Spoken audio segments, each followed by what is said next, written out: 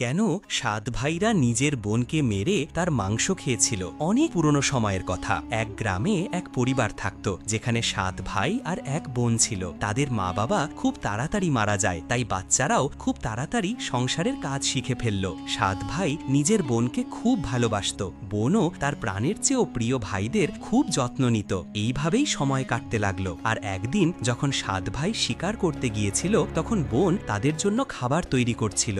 যখন সে তরকারির জন্য শাক কাটছিল, তখন চাকুর ধার দিয়ে তার আঙুল কেটে গেল আর রক্ত বের হতে লাগলো। প্রথমে সে ঘাবড়ে গেল, কিন্তু নিজেকে সামলে নিল। সে ভাবল, যদি ভাইরা জানতে পারে তাহলে খুব চিন্তিত হবে, আমি তাদের এই কথা বলবো না। তারপর সে তাড়াতাড়ি নিজের ওড়নাটি দিয়ে বয়ে যাওয়া রক্ত মুছে ফেলতে চাইল, কিন্তু তার মনে হলো যদি ভাইরা ধ্যান দিয়ে দেখে তাহলে বুঝে যাবে। অনেক চিন্তা ভাবনা করার পর যখন সে কিছু বুঝতে পারল না, তখন সে নিজের বয়ে যাওয়া রক্ত সেই শাক দিয়েই মুছে নিল, যেটি দিয়ে সে তরকারি রান্না করতে যাচ্ছিল। যখন সন্ধ্যাবেলায় সাতজন ভাই বাড়ি ফিরল, তখন বোন সবার জন্য খাবার পরিবেশন করল। আজকের শাকটা এতই সুস্বাদু ছিল যে সাতজন ভাই আঙুল চাটতেই থাকলো আর বলল, বোন, আজকের শাকটা তো অসাধারণ হয়েছে, এমন স্বাদ আগে কখনো আসেনি। বোন তাদের তারিফ শুনে হেসে উঠল। সে ভাবল, চলো, ভাইরা খুশি আছে এটাই অনেক। কিন্তু কথাটা এখানেই শেষ হয়নি। পরের সকালে যখন সাতজন ভাই শিকার করতে জঙ্গলে গেল, তখন সেই কথাই আলোচনা শুরু হলো। বোন শাকে এমন কি দিয়েছিল যে তার স্বাদ এতটা সুস্বাদু হয়েছিল? সবাই ঠিক করলো কি আজ এই বিষয়ে বোনকে অবশ্যই জিজ্ঞেস করব। সন্ধ্যাবেলায় সাত ভাই তাড়াতাড়ি বাড়ি ফিরে এলো তো দেখলো বোন রান্না করছে। তখন বড় ভাই তার কাছে গিয়ে বলল, বোন, তুই কাল শাকে এমন কি দিয়েছিলি যে তার স্বাদ এত অসাধারণ হয়েছিল? বোন প্রথমে তো কথাটা এড়িয়ে যাওয়ার চেষ্টা করলো, কিন্তু বড় ভাই বারবার জিজ্ঞেস করায় সে বলে দিল তার এক আঙুল কেটে গিয়েছিল এবং সে নিজের বয়ে যাওয়া রক্ত সেই শাকের সঙ্গে মিশিয়ে দিয়েছিল। যেই এই কথা ছয় ভাইয়ের কানে পৌঁছালো, তখন তাদের মুখের ভাব একেবারে বদলে গেল।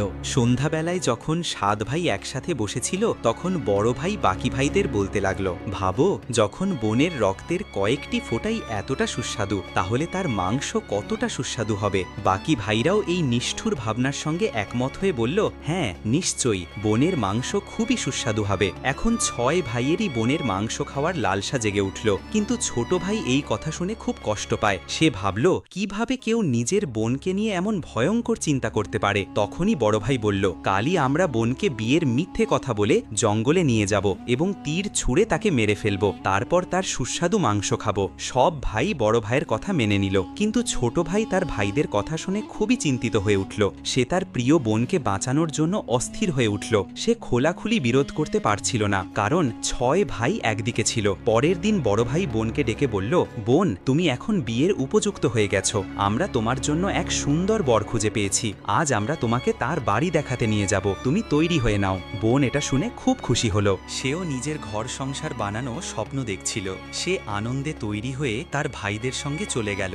সারা রাস্তা বোনটি খুব খুশি ছিল, কিন্তু এত দূর হাঁটার কারণে বোন পুরোপুরি ক্লান্ত হয়ে পড়েছিল। তখন সে বড় ভাইকে জিজ্ঞাসা করল, ভাইয়া, আমার শ্বশুরবাড়ি আর কত দূর?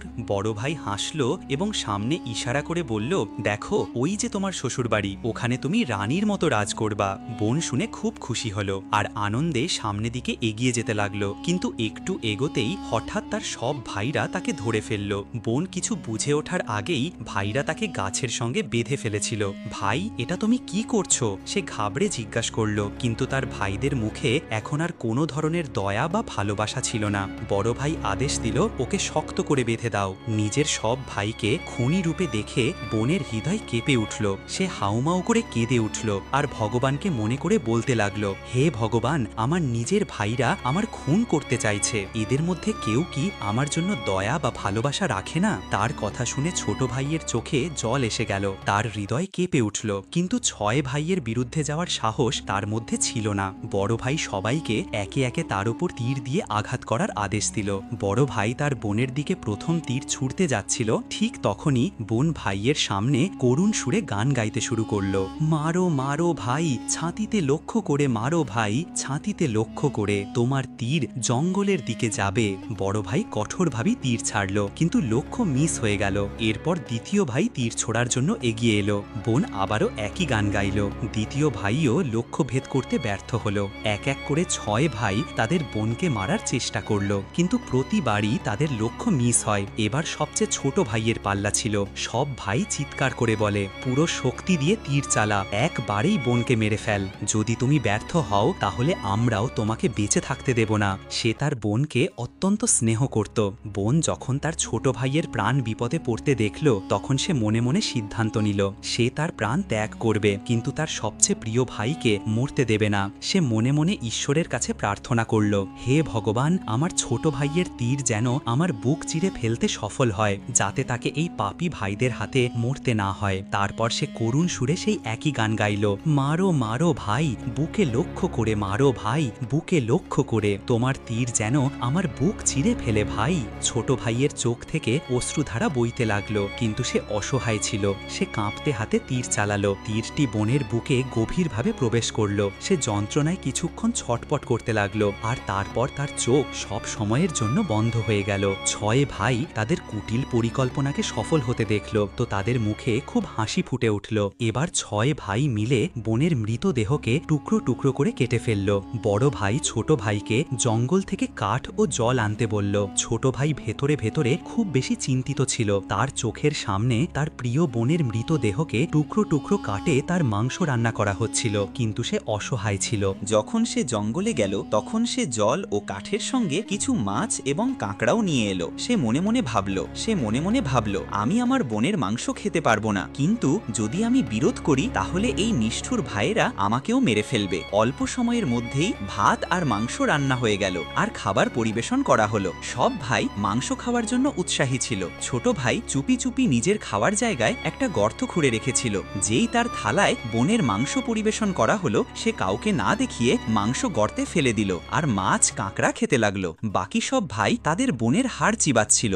যখন সবার পেট ভরে গেল, তখন বড় ভাই ছোট ভাইকে বলল, এখন এই এঁঠো পরিষ্কার করো। ছোট ভাই বোনের হাড়গুলো আর বাকি অঙ্গগুলোকে জড়ো করলো, আর চুপচাপ সেই গর্তেই ফেলে মাটি দিয়ে ঢেকে দিল। সময় কাটতে লাগলো। সেই জায়গা থেকে একটি বাঁশের গাছ গজিয়ে উঠল, এবং ধীরে ধীরে সেখানে বাঁশের ঝাড় তৈরি হয়ে গেল। তারপর একদিন এক সাধু সেখান দিয়ে যাচ্ছিল। তখন তার চোখ পড়ল সেই বাঁশঝাড়ের ওপর, যেটি ছিল খুব বড় এবং ঘন, এবং এটি বাকি বাঁশগুলোর তুলনায় একটু আলাদা মনে হচ্ছিল। তো সাধু ভাবল, কেননা বাঁশ দিয়ে একটি বাদ্যযন্ত্র তৈরি করা যায়, যাতে আমি গ্রামের ঘরে ঘরে বাজিয়ে ভিক্ষা চাইতে পারি। তাই উনি একটি বাঁশ কেটে নিল এবং সেটি নিজের সাথে নিয়ে গেল। সাধু সেই বাঁশ দিয়ে সারেঙ্গি নামক একটি বাদ্যযন্ত্র তৈরি করলেন। তিনি সেটি বাজিয়ে বাজিয়ে সারাদিন লোকের ঘরে গিয়ে ভিক্ষা চাইতেন, আর বদলে প্রচুর উদ্দেশ দিতেন। একদিন সাধু ভিক্ষা চাইতে চাইতে সেই গ্রামেই পৌঁছালেন যেখানে সেই 7 ভাই থাকত, এবং এখন পর্যন্ত 6 ভাইয়ের বিয়ে হয়ে গিয়েছে, কিন্তু সপ্তম ভাই এখনো একাই ছিল। সে তার বোনের যন্ত্রণাকে ভুলতে পারেনি এবং এজন্য বিয়েও করেনি। যখন সাধু বড় ভাইয়ের ঘরে পৌঁছালেন, যেই উনি উঠানে পা রাখলেন, ওনার সারেঙ্গি নিজেই গান গাইতে শুরু করে দিল, না বাজরে সারেঙ্গি, এটাই শত্রু সবচেয়ে বড়। বড় ভাইয়ের ঘরে বাজনারে সারেঙ্গি, দয়া প্রেম সব ছেড়ে সম্পর্কে এই দাগ লাগিয়েছে। এটা শুনেই বড় ভাইয়ের ঘাম ছুটে গেল। সে আওয়াজ শুনে সঙ্গে সঙ্গে বুঝে গেল, এটা তো আমার বোনের আওয়াজ, যাকে আমরা 7 ভাই বহু বছর আগে মেরে খেয়ে ফেলেছিলাম। সে ভাবতে ভাবতে খুবই চিন্তিত হয়ে পড়েছিল, যদি গ্রামের লোকেরা সত্যি কথা জানতে পারে তাহলে কি হবে। সে সঙ্গে সঙ্গে তার স্ত্রীকে বলল, তাড়াতাড়ি করে সাধুকে ভিক্ষা দিয়ে বিদায় করো। সাধু কোনো প্রশ্ন না করে ভিক্ষা নিয়ে সেখান থেকে চলে গেল। এরপর সাধু একে একে 6 ভাইয়ের ঘরে গেলেন। প্রতিবারই যেই তিনি কোনো ভাইয়ের উঠোনে পা রাখতেন, সারেঙ্গি আবার করুণ গান গাইতে শুরু করত, না বাজরে সারেঙ্গি, এরা তো শত্রু সবচেয়ে বড়, এই পাপী ভাইদের ঘরে বাজনারে সারেঙ্গি। সব ভাই খুব বিরক্ত হয়ে পড়ল। সেজন্য এক এক করে সব ভাই তাদের স্ত্রীকে বলল যে তাড়াতাড়ি সাধুকে ভিক্ষা দিয়ে বিদায় করে দাও। সব শেষে সাধু সবচেয়ে ছোট ভাইয়ের ঘরে পৌঁছালেন। যেই সাধু তার দরজার সামনে পা রাখল, সারেঙ্গি নিজের সুর বদলে নিল, আর একটি নতুন মধুর সুর বাজতে লাগলো, বাজরে বাজো সারেঙ্গি, আমার সবচেয়ে ছোট ভাইয়ের ঘরে, মনের কথা মনে লুকিয়ে যুগ যুগ ধরে রেখেছে, বাজরে বাজো সারেঙ্গি, এটাই আমার সবচেয়ে প্রিয় ভাইয়ের ঘর। এটা শুনে ছোট ভাই চমকে গেল, আর ভাবতে লাগলো, এ তো আমার বোনের আওয়াজ মনে হচ্ছে। তারপর মনে মনে ভাবলো, না না, এটা আমার ভ্রম। কিন্তু সঙ্গীতটি বারবার বাজানোর পর তার মনে এক অদ্ভুত অনুভূতি হতে লাগলো। সে সঙ্গে সঙ্গে সাধুকে সম্মান সহকারে নিজের ঘরে বসতে বলল। ছোট ভাই সাধুর যথেষ্ট সম্মান করল এবং জলপান দিয়ে স্বাগত করল। তারপর সে তার কাছে সারঙ্গীর গল্প জিজ্ঞেস করল। এর আগে দেখতে চাইলে কমেন্ট করো।